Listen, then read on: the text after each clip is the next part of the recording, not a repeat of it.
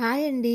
అందరికీ నమస్కారం. ఈరోజు కథ 'శోభనం ఒక నరకమైతే' పార్ట్ 8. ఇక కథలోకి వెళితే సెంట్రల్ జైల్లోని అండా సెల్ అదొక గుడ్డు ఆకారంలో ఉండే 10 అడుగుల చీకటి గది. అక్కడ పగలు రాత్రి అనే తేడా తెలియదు. కనీసం గాలి ఆడేందుకు కూడా సరైన కిటికీలు ఉండదు. కేవలం ఒక చిన్న ఇనుప తలుపు, దానికి కింద ఆహారం లోపలికి తోయడానికి ఒక చిన్న రంధ్రం మాత్రమే ఉంటాయి. ఆ గదిలో నేల మీద పడి ఉన్నాడు భైరవ్. అతనికి ఉరిశిక్ష పడి వారం రోజులు అవుతుంది. ఒకప్పుడు రాజాలా బ్రతికిన వాడు ఇప్పుడు ఒక అనాథ శవంలా ఆ మురికి నేల మీద పడి ఉన్నాడు. వాడికి ఇప్పుడు ఎలాంటి రాజభోగాలు లేవు. కనీసం మాట్లాడడానికి మనుషులు లేరు. ఆ చీకటి గదిలో ఒంటరితనం వాడి సైకోపాత్ మెదడును తొలిచేస్తుంది. రాధ, నందిని అని అరుస్తూ నిద్రలో నుండి ఉలిక్కిపడి లేచాడు భైరవ్. వాడికి పీడకలలు వస్తున్నాయి. తను చంపిన ఆ ఇద్దరు అమ్మాయిలు ఆ చీకటి గదిలో వాడి చుట్టూ తిరుగుతూ వాడి గొంతు నులుముతున్నట్లు భ్రమపడుతున్నాడు. వాడి కళ్ళు ఎర్రగా మారిపోయాయి. జుట్టు రేగిపోయి పిచ్చివాడిలా ఉన్నాడు. కానీ ఆ పిచ్చి వెనక ఒక భయంకరమైన కసి దాగి ఉంది. లేదు, నేను ఇలా ఈ చీకటి గదిలో చావను. ఆ వెన్నెల నన్ను ఇక్కడికి పంపించి తను బయట ప్రశాంతంగా బ్రతకడం నేను సహించలేను. నా సామ్రాజ్యాన్ని నాశనం చేసిన ఆ పిల్లను, ఆ ఎస్పీ విక్రమ్ గాడిని నా చేతులతో చంపేకే నేను ప్రాణాలు వదులుతాను అని తనను తాను గొనుక్కుంటూ జైల్ గోడలను పిడికిలతో బలంగా గుద్దాడు. కానీ ఈ అండా సెల్ నుండి బయటకు వెళ్ళడం అసాధ్యం. బయట నలుగురు సాయుధ గార్డులు 24 గంటలు కాపలా ఉంటారు. జైల్ అధికారులు ఎవ్వరూ వాడి వైపు కన్నెత్తి కూడా చూడడం లేదు. అటువంటప్పుడు ఇక్కడి నుండి ఎలా తప్పించుకోవాలి? వాడి మెదడు వేగంగా ఆలోచించింది. ఒక సైకోపాత్కు కోల్పోవడానికి ఏమీ లేనప్పుడు వాడు ఎంతటి దారుణానికైనా తెగిస్తాడు. తన ప్రాణాలను పణంగా పెట్టి అయినా సరే బయటకు వెళ్ళాలని వాడు నిర్ణయించుకున్నాడు. భైరవ్ తన చేతికి ఉన్న పాత వాచ్ వైపు చూశాడు. కోర్టుకు తీసుకువచ్చినప్పుడు పోలీసులు ఆ వాచ్ను తీయడం మర్చిపోయారు. అది ఖరీదైన మెటల్ వాచ్. భైరవ్ ఆ వాచ్ గ్లాస్ను బలంగా గోడకేసి కొట్టాడు. ఆ అద్దం ముక్కలైంది. అందులో అత్యంత పదునైన ఒక అంగుళం పొడవు ఉన్న ఒక గాజు ముక్కను తీసుకున్నాడు. ఆ గాజు ముక్కతో తన మణికట్టును కోసుకుంటాడా? లేదు. అలా చేస్తే జైలు డాక్టర్ ఇక్కడికి వచ్చి కట్టు కడతాడు. వాడికి కావాల్సింది జైలు బయట ఉన్న ఆసుపత్రికి వెళ్ళడం. వాడు ఆ పదునైన గాజు ముక్కను నోట్లో వేసుకొని కళ్ళు మూసుకొని ఒకేసారి మింగేశాడు. ఆ గాజు ముక్క వాడి గొంతును చీల్చుకుంటూ అన్నవాహిక గుండా లోపలికి వెళ్ళింది.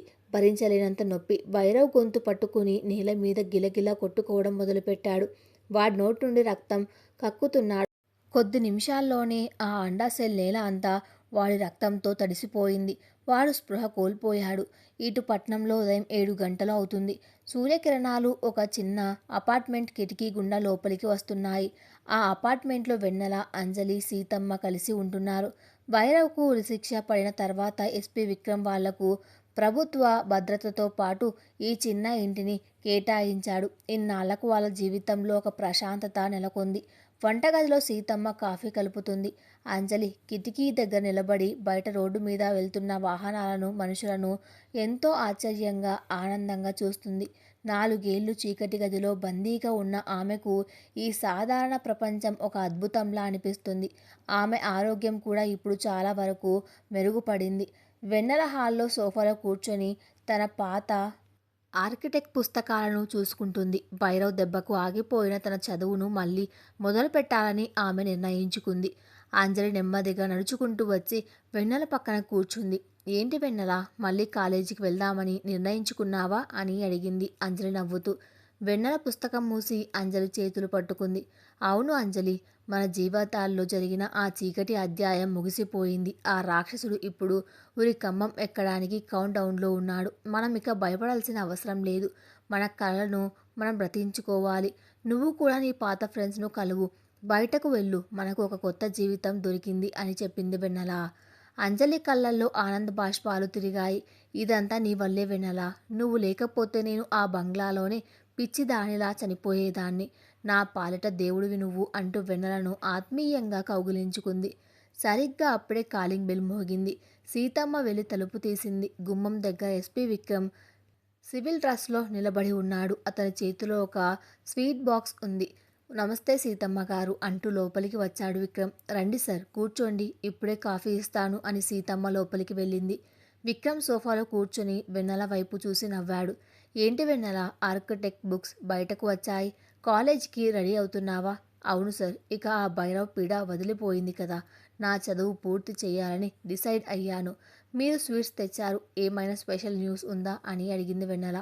విక్రమ్ స్వీట్ బాక్స్ ఓపెన్ చేసి వాళ్లకు ఇస్తూ, అవును వెన్నెల, రేపు ఉదయం రాష్ట్రపతి భవన్ నుండి భైరవ్ మెర్సీ పిటిషన్ తిరస్కరించబడే అవకాశం ఉంది. అదే జరిగితే మరో 10 రోజుల్లో వాడికి ఉరిశిక్ష అమలు చేస్తారు.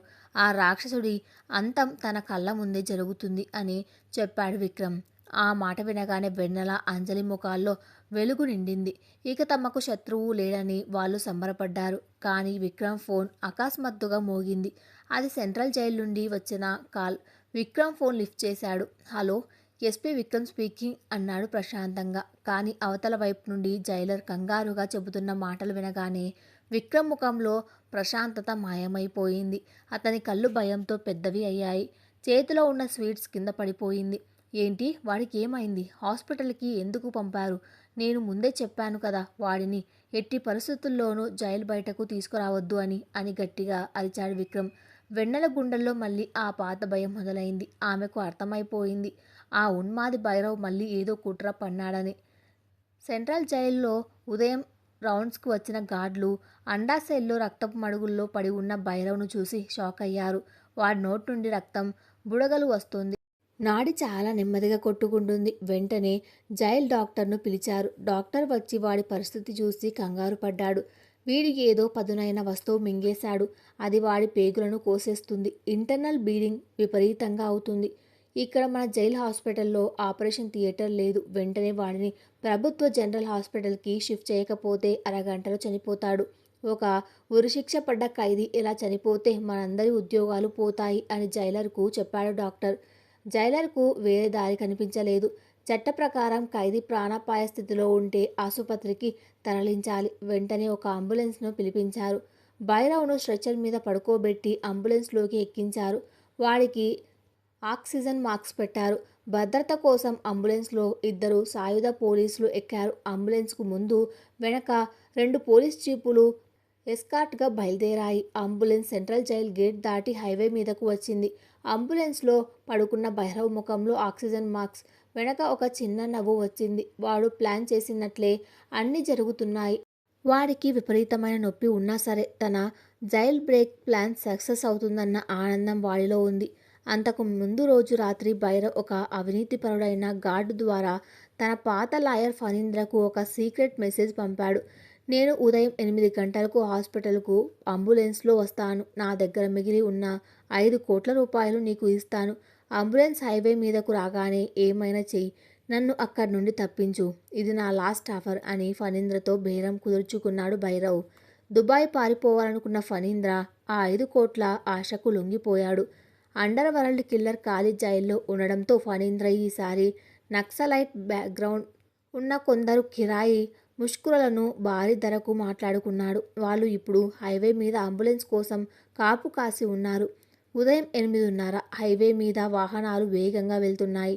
భైరవ్ ఉన్న అంబులెన్స్ సైరన్ మోగించుకుంటూ ముందుకు దూసుకుపోతుంది. ముందు ఒక పోలీస్ జీప్, వెనక ఒక పోలీస్ జీప్ కవర్ ఇస్తున్నాయి. హైవే మీద ఒక ఇరుకైన మలుపు దగ్గర రోడ్డుకు అడ్డంగా ఒక పెద్ద ఇనుప లారీ ఆగి ఉంది. అది బ్రేక్ డౌన్ అయినట్లుగా నటించి రోడ్డును బ్లాక్ చేశారు. అంబులెన్స్ ముందున్న పోలీస్ జీప్ బ్రేక్ వేసి ఆగింది. అందులో నుంచి ఒక ఎస్పీ కిందకు దిగి, ఏయ్ లారీ తీయండి, రోడ్డు మీద నుండి అంబులెన్స్ వెళ్ళాలి అని అరుస్తూ ముందుకు వెళ్ళాడు. సరిగ్గా అప్పుడే ఆ లారీ వెనక దాక్కున్న 4 ముష్కరులు చేతుల్లో AK-47 తుపాకులతో బయటకు వచ్చారు. వాళ్ళ ముఖాలకు నల్లటి మాస్కులు వేసుకున్నారు. ఎస్పీ ఏదో ఊహించి తన తుపాకీ తీసే లోపే ముష్కరులు విచక్షణారహితంగా కాల్పులు జరిపారు. ఎస్పీ మరియు ముందు జీప్లో ఉన్న పోలీసులు రక్తపు మడుగుల్లో కుప్పకూలిపోయారు. వెనక జీప్లో ఉన్న పోలీసు అప్రమత్తమై కాల్పులు జరపడం మొదలుపెట్టారు. హైవే మీద ఒక భయంకరమైన ఎన్కౌంటర్ మొదలైంది. సామాన్య ప్రజలు ప్రాణభయంతో తమ వాహనాలను అక్కడే వదిలేసి పొలాల్లోకి పరుగు తీశారు. ఆ ముష్కరుల బంధంలో ఒకడు చాకచక్యంగా వెనక జీపు వైపు వెళ్ళి దాని కింద ఒక చిన్న స్మోక్ బాంబ్ విసిరాడు. పొగ కమ్మేయడంతో పోలీసులు ఏమీ చేయలేకపోయారు. ఆ అదును చూసుకుని వాళ్ళను కూడా కాల్చి చంపేశారు. కేవలం 2 నిమిషాల్లో హైవే మీద శవాల గుట్టలు ఏర్పడ్డాయి. 10 మంది పోలీసులు ప్రాణాలు కోల్పోయారు. ఒక ముష్కరుడు వేగంగా వెళ్ళి అంబులెన్స్ డోర్ తీశాడు. లోపల భయంతో వణుకుతున్న అంబులెన్స్ డ్రైవర్ను, 2 పోలీసులను కిందకు లాగి కాల్చి చంపాడు. ఆ ముష్కరుల లీడర్ అంబులెన్స్లోకి ఎక్కాడు. స్ట్రెచ్చర్ మీద రక్తం కక్కుతూ పడి ఉన్న భైరవ్ను చూశాడు.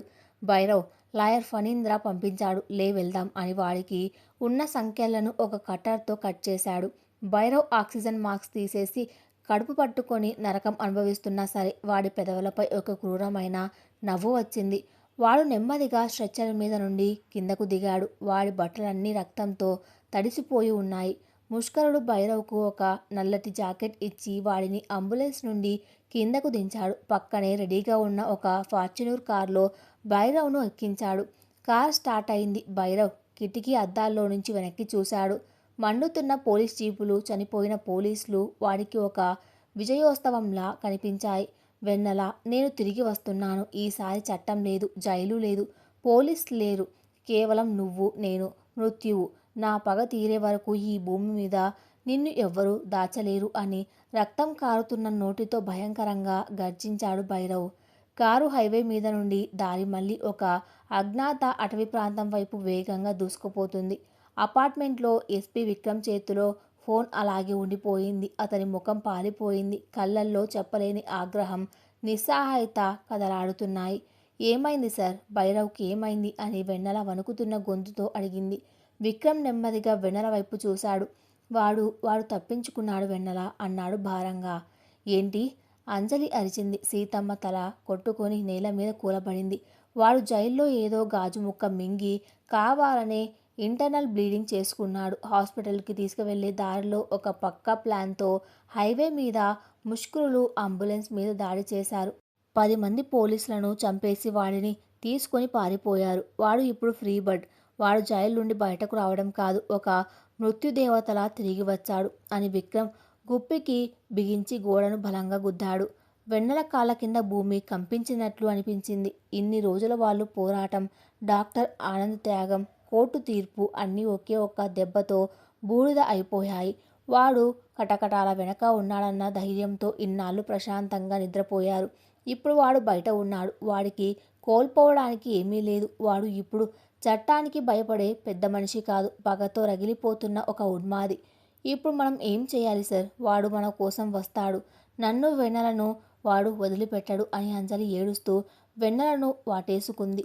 విక్రమ్ వెంటనే తన తుపాకీని లోడ్ చేసుకున్నాడు. మీరు ఇక్కడే ఉండండి, నేను అడిషనల్ ఫోర్స్ను పిలిపిస్తాను.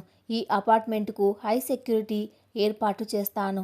వాడిని పట్టుకోవడానికి రాష్ట్రం మొత్తం రెడ్ అలర్ట్ ప్రకటిస్తున్నాం. వాడు గాయపడి ఉన్నాడు, ఎక్కువ దూరం వెళ్ళడేలు అని ధైర్యం చెప్పడానికి ప్రయత్నించాడు విక్రమ్. కానీ వెన్నెలకు తెలుసు, భైరవ్ లాంటి రాక్షసుడిని పోలీసుల సెక్యూరిటీ ఆపలేదని. వాడు చీకట్లో దాక్కొని వేటాడే నక్క. వాడు ఎటు నుండి వస్తాడో, ఎలా వస్తాడో ఎవరికీ తెలియదు. సార్, మీరు సెక్యూరిటీ పెంచినా వాడు ఏదో ఒక దారి వెతుక్కుంటాడు. వాడు ఇప్పుడు పగతో రగిలిపోతున్నాడు. వాడి టార్గెట్ నేనే. నన్ను వాడు చంపే వరకు వాడు నిద్రపోడు అంది వెన్నెల. కన్నీళ్లు పంటి కింద బిగవపట్టి. నేను బ్రతికి ఉన్నంత వరకు వాడు నిన్ను ఏమీ చేయలేడు వెన్నెల. దిస్ ఈజ్ మై ప్రామిస్ అని విక్రమ్ బయటకు వెళ్ళి తన పోలీస్ టీమ్స్కు ఆదేశాలు ఇవ్వడం మొదలుపెట్టాడు. హైవే మీద దాడి చేసిన ముష్కరులు భైరవ్ను తీసుకుని పట్నానికి 50 కిలోమీటర్ల దూరంలో ఉన్న ఒక పాడుబడిన పారిశ్రామిక వాడులోని పాత గౌడన్కు చేరుకున్నారు. అక్కడ ముందే ఏర్పాటు చేసి ఉంచాడు లాయర్ ఫహీంద్ర. ఒక ప్రైవేట్ డాక్టర్ ఆపరేషన్కు కావలసిన పరికరాలతో అక్కడ రెడీగా ఉన్నాడు. భైరవ్ను తీసుకురాగానే డాక్టర్ వెంటనే వాడికి మత్తు మందు ఇచ్చి ఆపరేషన్ మొదలుపెట్టాడు. వాడి కడుపు కోసి అన్నవాహికను చీల్చిన ఆ పదునైన గాజు ముక్కను బయటకు తీశాడు. లోపల జరిగిన డ్యామేజ్కు కుట్లు వేసి రక్తం ఎక్కించాడు. 5 గంటల సుదీర్ఘ శస్త్రచికిత్స తర్వాత భైరవ్కు మెలకువ వచ్చింది.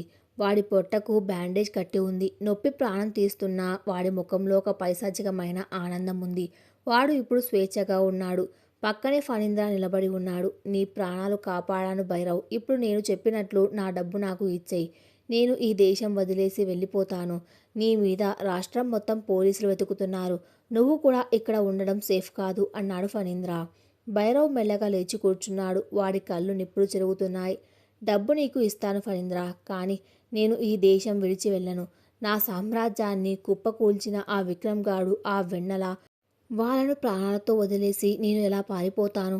నా ఆట ఇప్పుడు మొదలైంది అని భైరవ్ తన చేతికి ఉన్న సెలైన్ ట్యూబ్ను లాగేశాడు. నీకు పిచ్చెక్కిందా భైరవ్? నీకు ఉరిశిక్ష పడింది. బయట లక్షలాది పోలీసులు నిన్ను కుక్కను వెతికినట్లు వెతుకుతున్నారు. నువ్వు వాళ్ళను ఎలా చంపుతావు అని భయంగా అడిగాడు ఫణీంద్ర. భైరవ్ నవ్వుతూ పక్కనే ఉన్న ఒక ముష్కరుడి చేతిలో ఉన్న AK-47 తుపాకీని తీసుకున్నాడు. పోలీసులు నన్ను వెతుకుతున్నారు కరెక్టే, కానీ వాళ్ళు వెతికేది ఒక మనిషిని కోసం. నేను ఇప్పుడు మనిషిని కాదు, ఒక దయాని దాక్షిణ్యం లేని రాక్షసుణ్ణి. నా పగ తీర్చుకోవడానికి నేను ఎలాంటి మరణ హోమానికైనా సిద్ధమే. ముందుగా ఆ అపార్ట్మెంట్లో దాక్కున్న వెన్నెలకు నా మొదటి గిఫ్ట్ పంపిస్తాను అని తుపాకీని లోడ్ చేశాడు భైరవ్. వాడి ప్లాన్ ఏంటి? పోలీసులు 1000 కళ్ళతో కాపలా కాస్తున్న ఆ అపార్ట్మెంట్లోకి భైరవ్ ఎలా చొరబడతాడు? వెన్నెలకు వాడు పంపించబోయే ఆ మొదటి గిఫ్ట్ ఏంటి? ఈ రక్తపాత క్రీడలో తదుపరి బలి కాబోయేది ఎవరు? పట్నం నడి ఒడ్డున ఉన్న ఆ ప్రభుత్వ అపార్ట్మెంట్ చుట్టూ వాతావరణం గంభీరంగా మారింది. ఎస్పీ విక్రమ్ ఆదేశాల మేరకు అపార్ట్మెంట్ కింద మెట్ల దగ్గర మరియు వెన్నెల ఉంటున్న 3వ అంతస్తు కారిడార్లో AK-47 తుపాకులు పట్టుకుని సాయుధ పోలీసులు పహారా కాస్తున్నారు. ఎవరైనా లోపలికి రావాలన్నా, బయటకు వెళ్లాలన్నా 3 అంచెల తనిఖీ జరుగుతుంది. భైరవ్ తప్పించుకున్నాడన్న వార్త విన్నప్పటి నుండి ఆ అపార్ట్మెంట్లో ఒక శ్మశాన నిశ్శబ్దం అలుముకుంది. అంజలి ఒక మూల సోఫాలో ముడుచుకొని కూర్చుని భయంతో గోలు కొరుక్కుంటుంది. సీతమ్మ దేవుడి పటం ముందు కూర్చొని కళ్ళు మూసుకొని ప్రార్థిస్తుంది. వెన్నెల మాత్రం కిటికీ కటన్ చాటు నుండి బయట పరిస్థితిని గమనిస్తుంది. ఆమె గుండెల్లో భయం ఉన్నా దానిని బయటకు కనిపించనివ్వకుండా తన మెదడును అప్రయత్నంగా ఉంచుకుంది. సమయం మధ్యాహ్నం 12 గంటలు. ఎస్పీ విక్రమ్ తన వాకీటాకీలో అలర్ట్గా ఉన్నాడు. అప్పుడే కింద గేట్ దగ్గర ఉన్న ఇన్స్పెక్టర్ నుండి విక్రమ్కు కాల్ వచ్చింది. సార్, ఒక కొరియర్ బాయ్ వచ్చాడు. వెన్నెల గారి పేరు మీద ఒక పార్సల్ ఉందట. స్కాన్ చేశాం. అందులో ఎలాంటి పేలుడు పదార్థాలు లేవు. ఒక చిన్న అట్టపెట్టె అంతే. లోపలికి పంపమంటారా అని అడిగాడు ఇన్స్పెక్టర్. విక్రమ్కు అనుమానం వచ్చింది. ఈ సమయంలో వెన్నెలకు పార్సల్ ఎవరు పంపిస్తారు? వాడిని అక్కడే ఆపండి, నేనే కిందికి వస్తున్నాను అని చెప్పి విక్రమ్ వేగంగా కిందకు వెళ్ళాడు. ఆ కొరియర్ బాయ్ సాధారణంగానే ఉన్నాడు. విక్రమ్ స్వయంగా ఆ బాక్స్ను తెరిచి చూశాడు. అందులో పేలుడు పదార్థాలు లేవు. కేవలం ఒక చిన్న ఎర్రటి బట్టలో చుట్టిన వస్తువు మరియు ఒక పాత స్మార్ట్ ఫోన్ ఉన్నాయి. ఇది ఎవరు ఇచ్చారు నీకు అని విక్రమ్ ఆ కొరియర్ వాడి కాలర్ పట్టుకుని అడిగాడు. సార్, నాకేమీ తెలియదు. సిటీ బయట ఒక టోల్ గేట్ దగ్గర ఒకతను 100 రూపాయలు ఇచ్చి ఈ అడ్రస్కు ఇవ్వమన్నాడు. దయచేసి నన్ను వదిలేయండి అని వణుకుతూ చెప్పాడు వాడు. విక్రమ్ వాడిని పంపించేసి ఆ బాక్స్ తీసుకుని వెన్నెల ఉన్న గదిలోకి వచ్చాడు. వెన్నెల, నీ పేరు మీద ఈ పార్సల్ వచ్చింది. ఎవరో పంపారు. నాకు ఒక ఐడియా ఉంది, కానీ నువ్వు ధైర్యంగా ఉండాలి అంటూ ఆ బాక్స్ను టేబుల్ మీద పెట్టాడు విక్రమ్. వెన్నెల, అంజలి ఇద్దరూ భయంగా ఆ బాక్స్ దగ్గరికి వచ్చారు. వెన్నెల వణుకుతున్న చేతులతో ఆ ఎర్రటి బట్టను విప్పింది.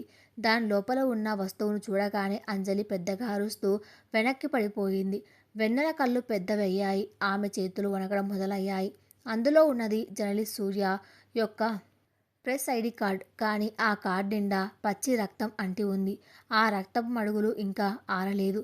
సూర్య సార్ అని వెన్నెల గొంతులో నుంచి ఒక అర్ధనాదం లాంటి మాట వెలువడింది. తమ పోరాటానికి మొదటి నుండి అండగా నిలబడి భైరవ్ బండారాన్ని ప్రపంచానికి చూపించిన ఆ నిజాయితీ గల జర్నలిస్ట్ ఇప్పుడు భైరవ్ చేతిలో బందీ అయ్యాడని ఆ రక్తపు ఐడి కార్డ్ చెబుతుంది. సరిగ్గా అదే క్షణంలో ఆ బాక్స్లో ఉన్న స్మార్ట్ ఫోన్ మోగింది. అది వీడియో కాల్. విక్రమ్ వెంటనే కాల్ ఆన్సర్ బటన్ నొక్కి ఫోన్ను టేబుల్ మీద నిలబెట్టాడు. స్క్రీన్ మీద కనిపించిన దృశ్యం చూసి గదిలో ఉన్న ముగ్గురి రక్తం గడ్డకట్టుకుపోయింది. అదొక పాడుబడిన గోదాము. మధ్యలో ఒక కుర్చీకి జర్నలిస్ట్ సూర్యను తాళ్లతో బంధించి ఉంచారు. అతని ముఖం గుర్తు పట్టలేనంతగా ఉబ్బిపోయి రక్తం కారుతుంది. చేతిగోళ్లు పీకేసి ఉన్నాయి. ఆ నరకపు హింసను అనుభవిస్తూ కూడా సూర్య కళ్ళు తెరవడానికి ప్రయత్నిస్తున్నాడు. సూర్య వెనకగా నెమ్మదిగా నడుచుకుంటూ కెమెరా ఫ్రేమ్లోకి వచ్చాడు భైరవ్. వాడికి సర్జరీ అయినట్లు కడుపు భాగంలో మందపాటి బ్యాండేజ్ కట్టి ఉంది. కానీ వాడి కళ్ళల్లో ఆ పైశాచికత్వం ఏమాత్రం తగ్గలేదు. వాడి చేతిలో ఒక పదునైన కత్తి మెరుస్తుంది. హలో వెన్నెల, నా మొదటి గిఫ్ట్ నచ్చిందా అని వికృతంగా నవ్వుతూ మాట్లాడాడు భైరవ్.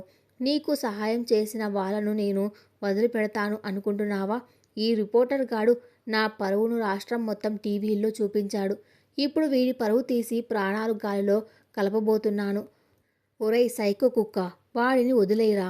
నీ గొడవ నాతో, ఆ సూర్యని వదిలేయ్ అని విక్రమ్ కోపంగా ఫోన్ ముందు అరిచాడు. భైరవ్ నవ్వుతూ, అరే ఎస్పీ గారు కూడా ఉన్నారా? గుడ్, లైవ్లో చూడండి. వెన్నెల, నేను నీకు ఒక ఆఫర్ ఇస్తున్నాను. ఈ జర్నలిస్ట్ ప్రాణాలు కావాలంటే నువ్వు ఒంటరిగా నేను చెప్పిన అడ్రస్కు రావాలి. పోలీసులను తీసుకువచ్చినా లేక నువ్వు రాకపోయినా వీడి తలకాయ కోసి నీ అపార్ట్మెంట్కు పార్సల్ తెస్తాను. టైం స్టార్ట్ నౌ అని బెదిరించాడు. వెన్నెల కళ్ళల్లో కన్నీళ్లు ధారగా కారుతున్నాయి. తన వల్ల ఇంతమంది ప్రాణాలు కోల్పోతున్నారు అన్న అపరాధ భావం ఆమెను దహించి వేస్తుంది. డాక్టర్ ఆనంద్ ఇప్పటికే బలయ్యాడు. ఇప్పుడు సూర్య. సరే నేను వస్తాను. సూర్య సార్ను ఏమీ చేయకు భైరవ్ అని వెన్నెల ఏడుస్తూ చెప్పబోయింది. కానీ స్క్రీన్లో ఉన్న సూర్య తన సర్వశక్తులు కూడా తీసుకొని తల పైకెత్తాడు. అతని నోటి నుండి రక్తం కారుతున్న గొంతులో ధైర్యం తగ్గలేదు. వెన్నెల, వాడి మాటలు నమ్మొద్దు. వాడు ఒక మృగం. నువ్వు అక్కడికి వెళ్ళవద్దు అని వణుకుతున్న గొంతుతో అరిచాడు సూర్య. భైరవ్ కోపంతో సూర్య జుట్టు పట్టుకొని వెనక్కి లాగాడు. సైలెంట్గా ఉండరా కుక్క అని అరిచాడు. విక్రమ్ సార్, నా చావుకు భయపడి ఆ భైరవ్ గాడిని వదిలిపెట్టకండి. వీడిని ఉరి తీసేదాకా ఈ పోరాటం ఆపొద్దు. వెన్నెల, నా ఆత్మకు శాంతి కలగాలంటే నువ్వు గెలవాలి అని సూర్య కెమెరా వైపు చూస్తూ గట్టిగా అరిచాడు. భైరవ్ కళ్ళు క్రోధంతో ఎర్రబడ్డాయి. అంత ధైర్యమారా నీకు అంటూ తన చేతిలో ఉన్న కత్తిని ఒక్కసారిగా సూర్య గొంతులో బలంగా దించాడు. నో సూర్య సార్ అని వెన్నెల పెద్దగా అరుస్తూ ఫోన్ తీసుకుని కింద పడేసింది. స్క్రీన్ మీద రక్తం చిమ్మింది. సూర్య తల పక్కకు వాలిపోయింది. ఆ దృశ్యాన్ని చూడలేక అంజలి స్పృహ తప్పి కింద పడిపోయింది. వెన్నెల రెండు చేతులతో తల పట్టుకొని కుమిలి కుమిలి ఏడవడం మొదలుపెట్టింది. ఫోన్లో భైరవ్ పైశాచిక నవ్వు వినిపిస్తుంది. నీ బలం అంతా ఒక్కొక్కటిగా లాగేస్తున్నాను వెన్నెల. డాక్టర్ ఆనంద్ చచ్చాడు. ఇప్పుడు ఈ రిపోర్టర్ గాడు చచ్చాడు. నెక్స్ట్ నువ్వే. నిన్ను నరకానికి తీసుకువెళ్ళడానికి నేను వస్తున్నాను అని చెప్పి వీడియో కాల్ కట్ చేశాడు భైరవ్. గదిలో మౌనం ఆవహించింది. విక్రమ్ కళ్ళలో నీళ్లు తిరుగుతున్నాయి. కానీ అంతకంటే ఎక్కువ కోపం అతని నరాల్లో ఉప్పొంగుతుంది. తన కళ్ళ ముందే ఒక సామాన్యుడి ఆ సైకోపాత్ చంపేస్తుంటే తను ఏమీ చేయలేకపోయాడు అన్న అసహనం అతన్ని దహించి వేస్తుంది. వాడు వస్తున్నాడు సార్, వాడు మనల్ని ఇక్కడే చంపేస్తాడు అని వెన్నెల ఏడుస్తూ చెప్పింది. విక్రమ్ వెంటనే తన AK-47 తుపాకీని లోడ్ చేసి కిటికీ దగ్గరకు వెళ్ళాడు. భయపడకు వెన్నెల, వాడు ఇక్కడికి రాలేడు. కింద 30 మంది సాయుధ పోలీసులు ఉన్నారు. వాడు కనుక ఇక్కడికి వస్తే వాడి శరీరం తూట్లు పడిపోవడం ఖాయం. మనం ఇప్పుడు సేఫ్గా ఉన్నాం అని విక్రమ్ ధైర్యం చెప్పాడు. కానీ భైరవ్ ఒక సైకోపాత్ మాత్రమే కాదు, చాలా తెలివైనవాడు. వాడు ఒంటరిగా రాలేదు. తన డబ్బుతో కొన్న అత్యంత కిరాతకమైన ముష్కులను తన వెంట తీసుకువచ్చాడు. సరిగ్గా మధ్యాహ్నం 1 గంట. అపార్ట్మెంట్ కింద ఉన్న పోలీసుల్లో ఒక కానిస్టేబుల్ సిగరెట్ తాగుతూ నిలబడి ఉన్నాడు. అకస్మాత్తుగా వాడి తల పగిలిపోయి రక్తం చిమ్మింది. ఎవరికీ ఎలాంటి తుపాకీ శబ్దం వినిపించలేదు. కేవలం స్వీజ్ అనే సన్నటి గాలి శబ్దం మాత్రమే వచ్చింది. వాడు కుప్పకూలిపోయాడు. పక్కనే ఉన్న మరో ఇన్స్పెక్టర్ వాడిని చూసి ఉలిక్కిపడ్డాడు. Sniper, take cover. వాడు మాట పూర్తి చేసేలోపే మరో స్నైపర్ బుల్లెట్ వాడి ఛాతీని చీల్చుకుంటూ వెళ్ళింది.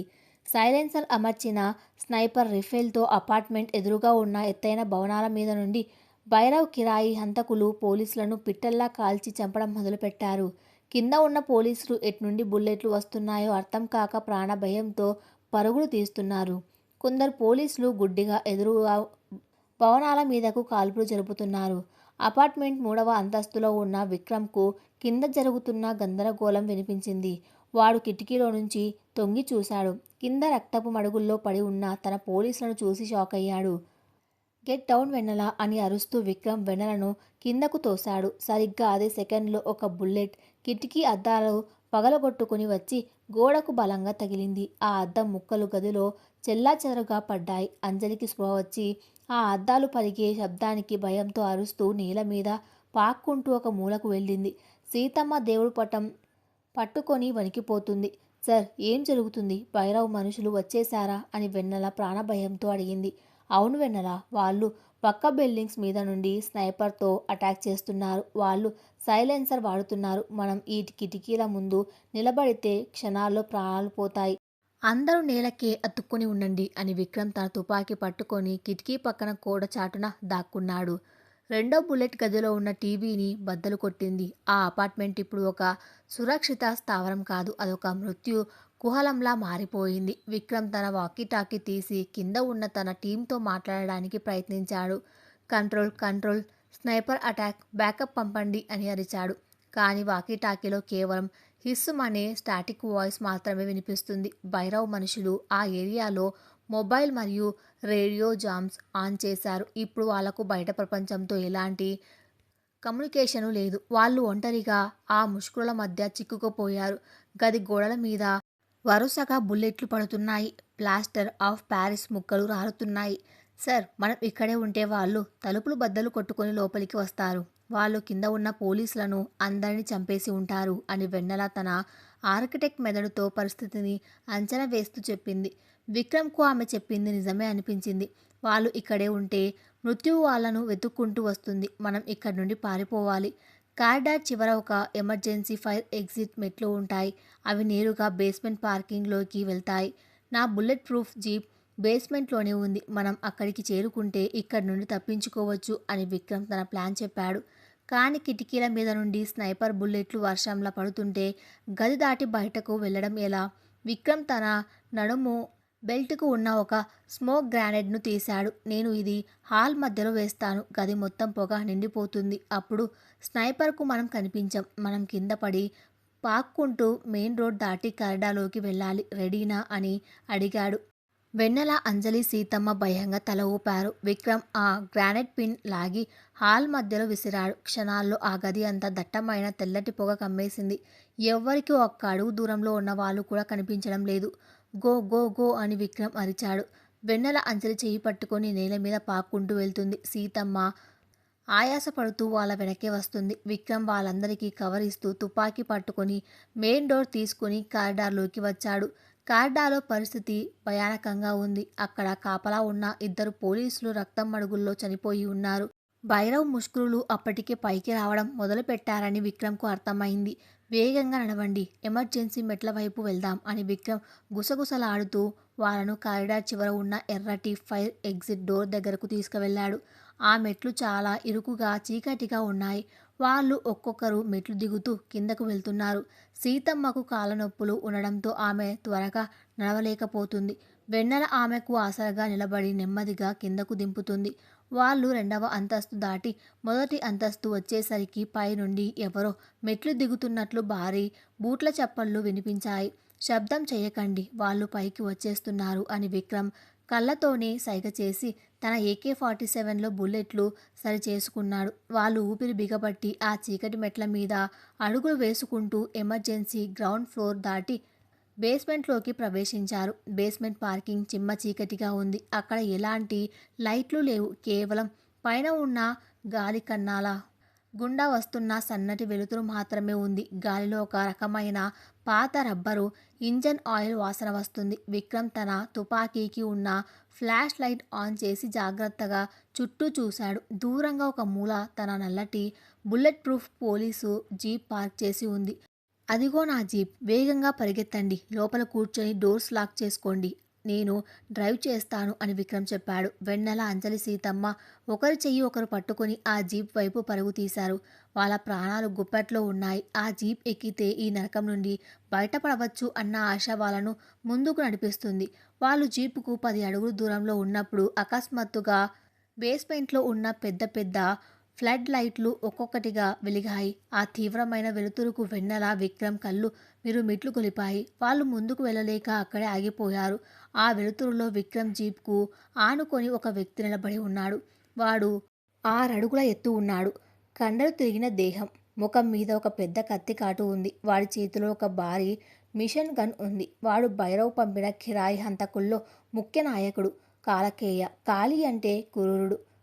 Welcome to the death zone SP Vikram అని కాలకేయ భయంకరంగా నవ్వాడు. విక్రమ్ వెంటనే తన తుపాకీని వాడి వైపు గురిపెట్టి కదలావంటే కాల్చేస్తాను. వెన్నెల, మీరు వెనక్కి వెళ్ళి ఆ పిల్లల వెనక దాక్కోండి అని అరిచాడు. కాని వెన్నెల వెనక్కి తిరగబోయే లోపే వాళ్ళ వెనక ఉన్న చీకట్లో నుండి మరొక నలుగురు ముష్కరులు బయటకు వచ్చారు. వాళ్ళ చేతుల్లో కూడా తుపాకులు ఉన్నాయి. వాళ్ళు వెన్నెల, అంజలిని రౌండ్ ఆఫ్ చేశారు. విక్రమ్కు అర్థమైపోయింది తాను వాళ్ళ పనిన ట్రాప్లో పడిపోయానని.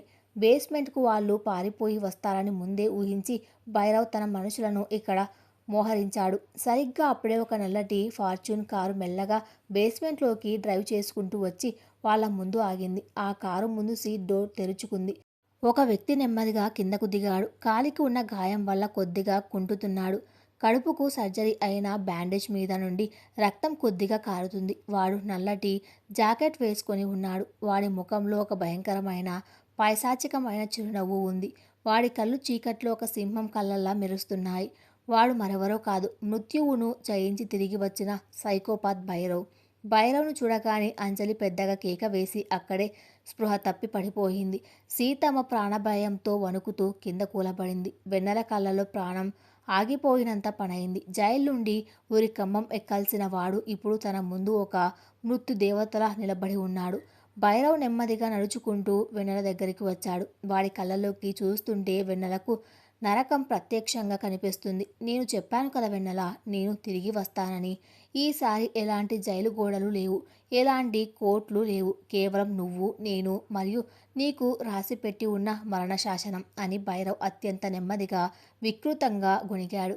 విక్రమ్ తన తుపాకీని భైరవ్ తలకు గురిపెట్టాడు. వాడిని వదిలే భైరవ్, లేకపోతే నీ తల పేల్చేస్తాను అని గర్జించాడు విక్రమ్. భైరవ్ నవ్వుతూ విక్రమ్ వైపు చూశాడు. నువ్వు నన్ను కాల్చేలోపు నా మనుషులు ఆ ముగ్గురు ఆడవాళ్లను జల్లెడ్లా కాల్చేస్తారు. ఎస్పీ గారు, గన్ కింద పడేసి మోకారెళ్ళు, లేకపోతే ఈ అంజలిని ఇప్పుడే నీ కళ్ళ ముందే ముక్కలు చేస్తాను అని కాలకేయకు సైగ చేశాడు. కాలకేయ తన మిషన్ గన్ను స్పృహ తప్పి పడి ఉన్న అంజలి తలకు గురిపెట్టాడు. విక్రమ్ నిస్సహాయుడయ్యాడు. వెన్నెల, అంజలి ప్రాణాలు దక్కాలంటే తాను లొంగిపోక తప్పని పరిస్థితి.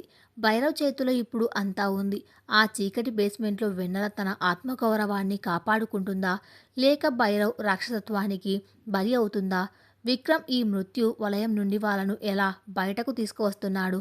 ఈ శోభనం రాత్రి ఒక నెత్తుటి నదిగా మారుతుందా? కథ ఇంకా ఉంది. అది నెక్స్ట్ పార్ట్లో కొనసాగించబడుతుంది. Thanks for listening.